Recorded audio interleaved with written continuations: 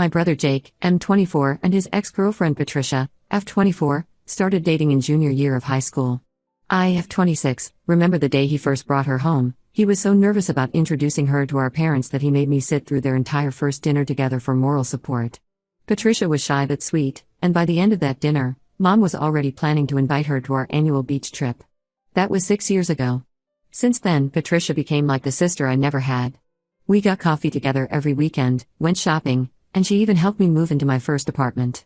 My parents absolutely adored her. Mom would always say that she got lucky because her future daughter-in-law was already her daughter in every way that mattered. Patricia spent every holiday with us, helped Mom cook Thanksgiving dinner, and even learned Dad's secret barbecue sauce recipe, which he wouldn't even share with me. Our extended family loved her too. At every family gathering, my aunts would ask when Jake was finally going to propose. My younger cousins called her Aunt Patricia and would always ask if she was coming to family events. She never missed a single family function in 6 years unless she had hospital rotations she couldn't get out of. Jake and Patricia had their whole future planned out. They wanted to buy a house in Portland next year after Patricia finished her medical residency. They'd been saving up for a wedding, and Patricia had even started looking at venues. Mom and I had secret Pinterest boards full of wedding ideas we'd been collecting. Everything changed 6 months ago when Jake got offered a job at a tech company in Seattle. It was a great opportunity, better pay, better position, chance for growth. Patricia was completely supportive even though it meant doing long distance. She even started researching residency programs in Seattle for next year so they could be together again. The distance wasn't even that bad, just a 3-hour drive. They made plans for alternate weekend visits, and Patricia was okay with doing most of the driving since her schedule was more flexible. The first few months were fine. Jake would drive down to Portland one weekend, and Patricia would go to Seattle the next. They had video calls every night, and Patricia would text me about how much she missed him but how proud she was of him for taking this step in his career. She even surprised him with a care package full of his favorite snacks and a framed photo of them from our last family beach trip. Things started changing about 2 months ago. Jake's texts became less frequent, and he started missing their nightly calls. He blamed it on his new project at work, saying he had to stay late at office. Patricia was worried but tried to be understanding. She even cut back on calling him, saying she didn't want to add to his stress. Jake came home for a weekend in October, and everything seemed normal. He and Patricia went on a dinner date with me and my boyfriend Max. Jake was acting like his usual self, holding Patricia's hand across the table and talking about looking at apartments in Seattle for when she moved there next year.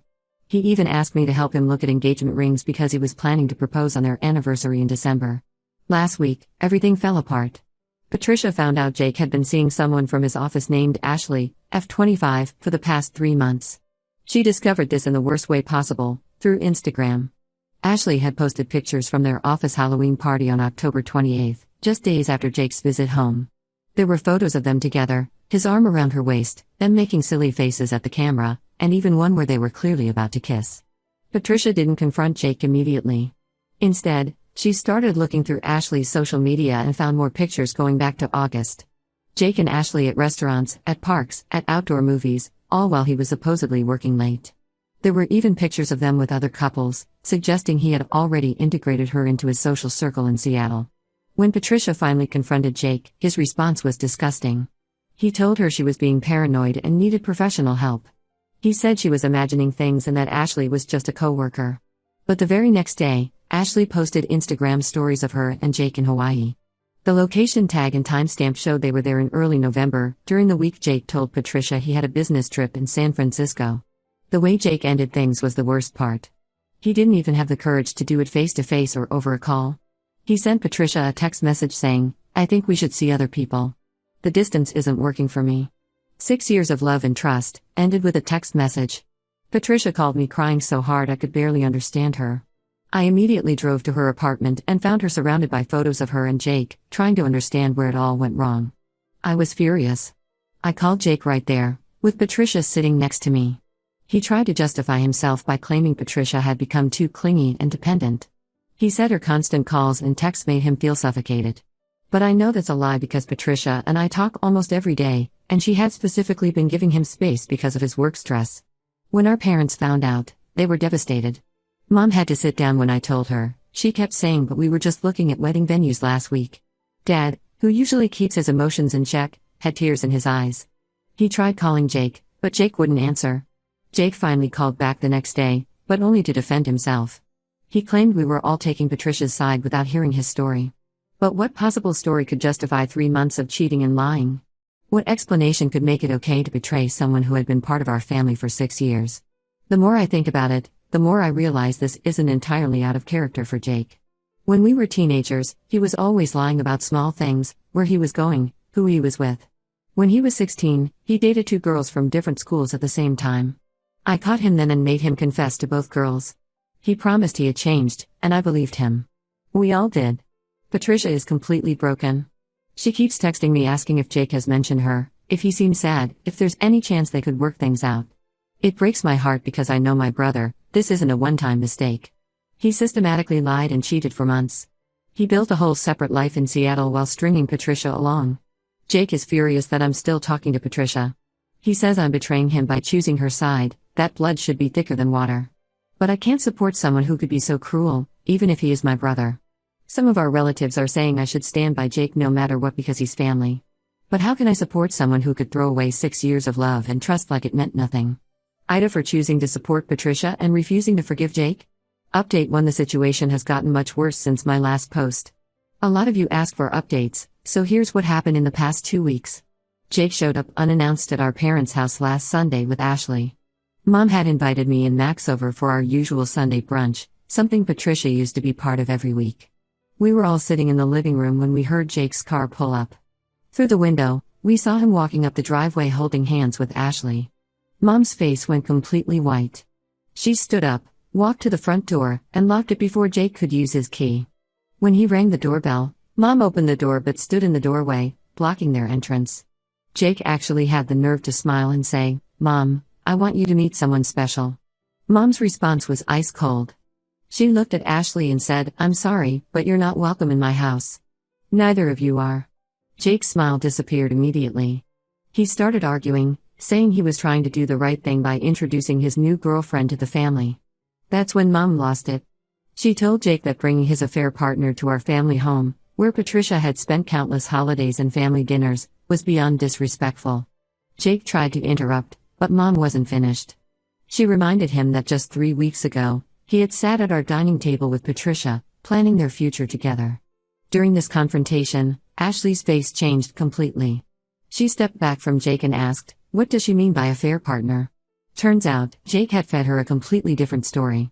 He had told her he was single when they met, and that Patricia was just a clingy ex-girlfriend who couldn't let go. Ashley looked genuinely shocked when Mom mentioned Jake and Patricia's 6-year relationship, their plans for marriage, and how Patricia had been part of our family. She turned to Jake and demanded to know if this was true. Jake started stammering, trying to explain that his relationship with Patricia had been practically over when he met Ashley. That's when things got really ugly. Ashley revealed that Jake had been telling everyone at their office that he was single. She had even introduced him to her parents 2 weeks ago. Then Mom, who was still furious, told Ashley about the Hawaii trip, how Jake had lied to Patricia about it being a business trip to San Francisco. Ashley's face went from shock to angry. She said their Hawaii trip was supposed to be romantic because it was their 2-month anniversary. This means Jake was seeing Ashley while actively planning a future with Patricia, even discussing engagement rings with me. The argument that followed was intense. Ashley called Jake every name in the book right there on our front porch. She threw her phone at him, showing everyone within earshot the messages where he had called her the only one for him and talked about their future together. All this while he was still with Patricia. After Ashley stormed off, Jake tried to blame everyone else for ruining his new relationship. That's when Dad, who had been quietly watching everything, finally spoke up. He told Jake to leave and not come back until he learned to take responsibility for his own actions. But it gets worse. The next day, Patricia's friends from the hospital contacted me. Apparently, Jake had been telling people that the real reason for their breakup was Patricia's abusive behavior. He was showing people scratches on his arm, claiming Patricia had attacked him during an argument. He'd even used this story to gain sympathy from Ashley and their co-workers. I was furious because I knew exactly where those scratches came from. On September 15th, Jake had gone rock climbing with his office friends. He had posted Instagram stories that day showing his scratched arm, joking about being attacked by the climbing wall and hashtagging it #beginnersclimbingfail. He had actually left those posts up until Patricia found out about Ashley, then he deleted them. The final blow came when Jake's best friend Tom reached out to me yesterday. Tom has been Jake's friend since middle school, and they still play online games together every week. Tom was carrying a lot of guilt because he knew about Jake's cheating from the beginning. According to Tom, Jake had been on dating apps since July, barely a month after moving to Seattle. He would brag to Tom about matching with different women and going on dates. Tom said he had warned Jake multiple times, telling him to either break up with Patricia or stop seeing other people. Jake's response? He laughed and said Patricia was too trusting and would never find out.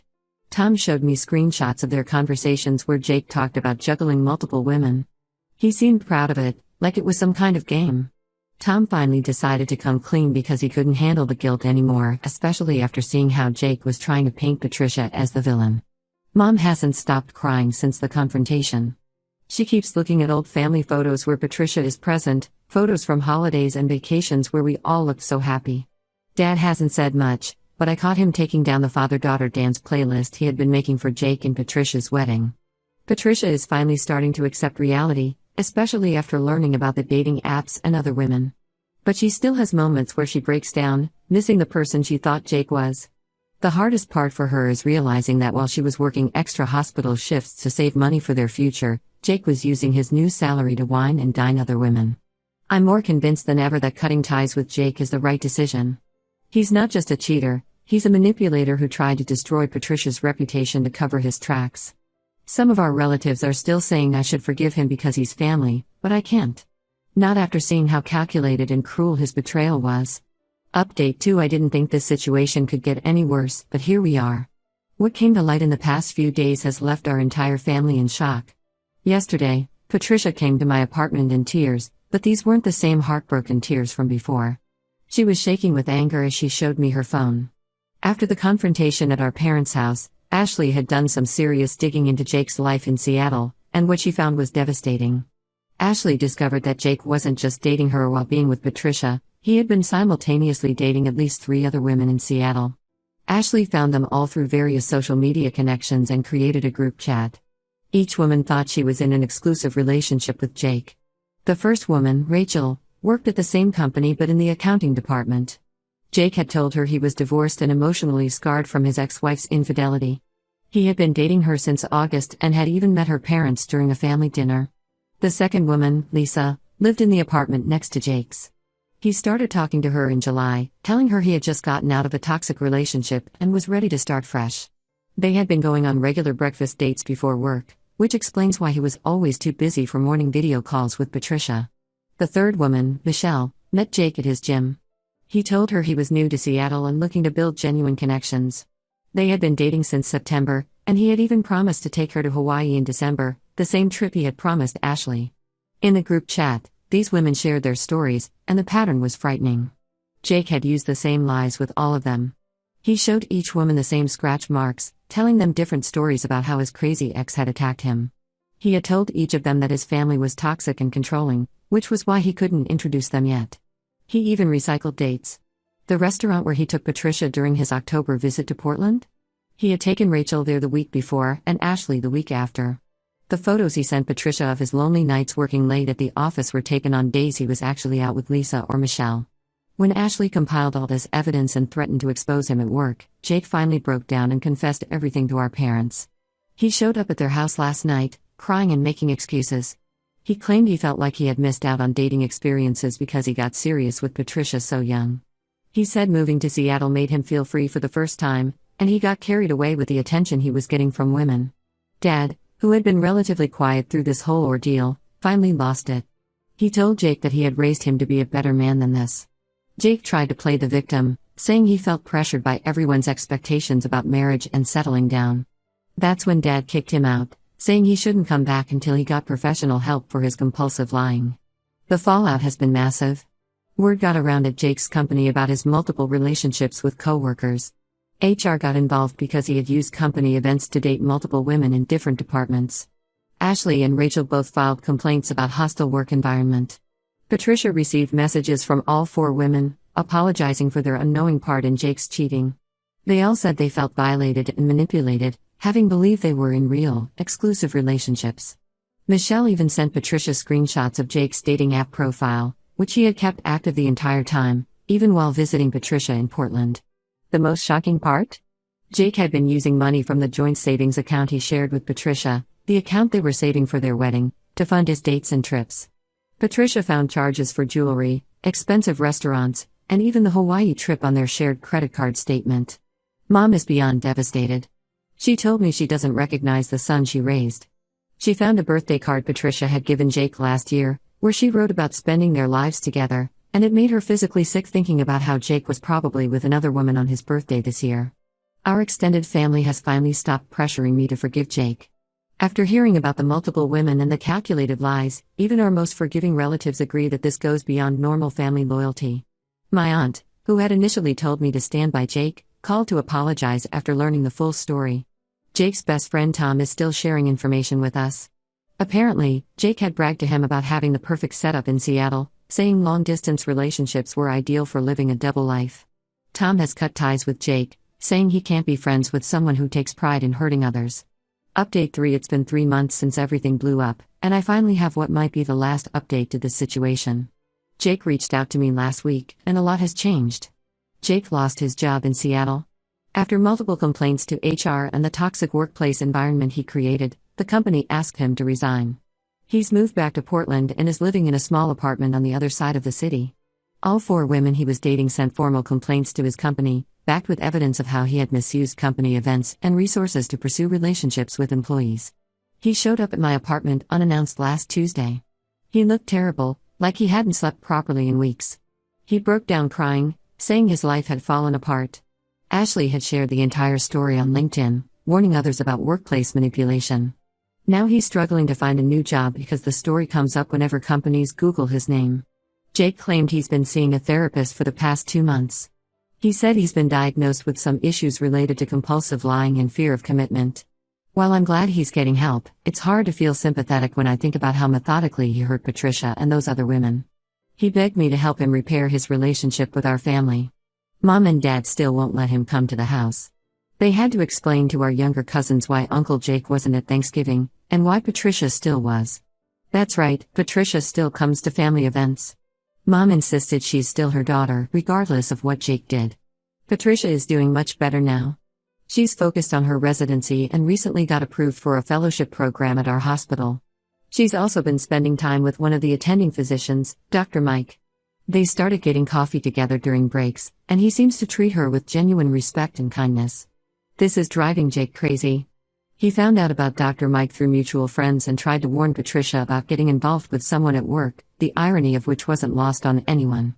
Patricia blocked his number after that message. What really showed me Jake hasn't changed as much as he claims is his reaction to finding out that Mom still invites Patricia to Sunday brunch. He threw a fit, saying it was inappropriate and that Mom was choosing Patricia over her own son. Mom finally snapped and told him that Patricia had earned her place in our family through years of love and loyalty, while Jake had thrown away everyone's trust for a few months of excitement.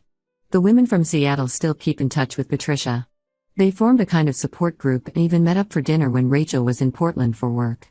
They've all moved on with their lives, but they wanted Patricia to know that Jake's behavior wasn't a reflection on her. He had manipulated all of them with practiced skill. I told Jake I'm willing to slowly rebuild our relationship, but things will never be the same. He needed to understand that his actions had permanent consequences. He destroyed not just his relationship with Patricia, but also the trust our entire family had in him.